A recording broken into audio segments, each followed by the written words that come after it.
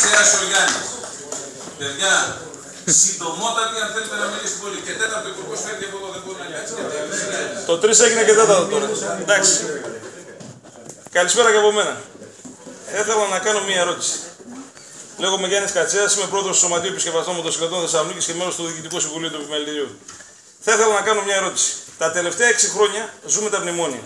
Ήσασταν η κυβέρνηση που βγήκατε με σημαία το θα σκίσουμε τα μνημόνια, θα καταργήσουμε τον έμφυα. Σε αυτό το σημείο πάλι θα πρέπει τον κύριο Γεωργιάδη της Δράμας να τον πω ότι είναι ανημέρωτος. Δεν το έχει πάρει χαμπάρι θα σκίσετε τον έμφυα.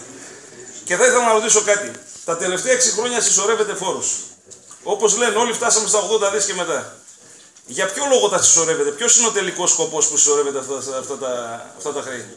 Πού αποσκοπείτε? Ξέρετε πάρα πολύ καλά, όπως λέει ο σοφός λαός, ότι δεν έχεις να λάβεις παρά του μη έχοντος. Άρα πού στοχεύετε? Ποιος είναι ο σκοπός σας? Την ίδια στιγμή έχετε επιβάλει εσείς, σαν κυβέρνηση, στην ελληνική κοινωνία τα capital control. Έχουμε στον άκρατο νεοφιλελευθερισμό, έχουμε κομμουνιστική διακίνηση του χρήματος. Μπορείτε να μας εξηγήσετε πώς είναι δυνατόν αυτή η ψαλίδα να λειτουργήσει και με ποιους όρους και να έρθει επιτέλους αυτή η περιβόητη ανάπτυξη?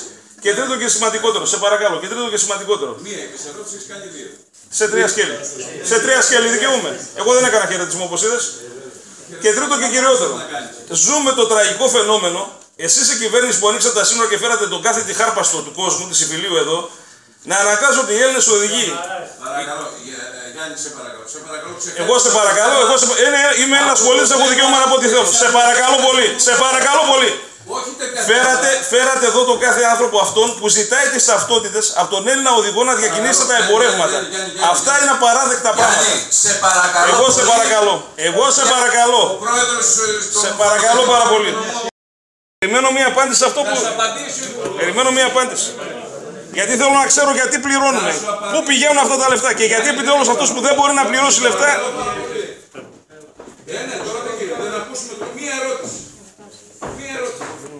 Η Ένωση Φοροτεχνικών Ελευθέρων Επαγγελματιών από Θεσσαλονίκη σας καλωσορίζει στην πόλη.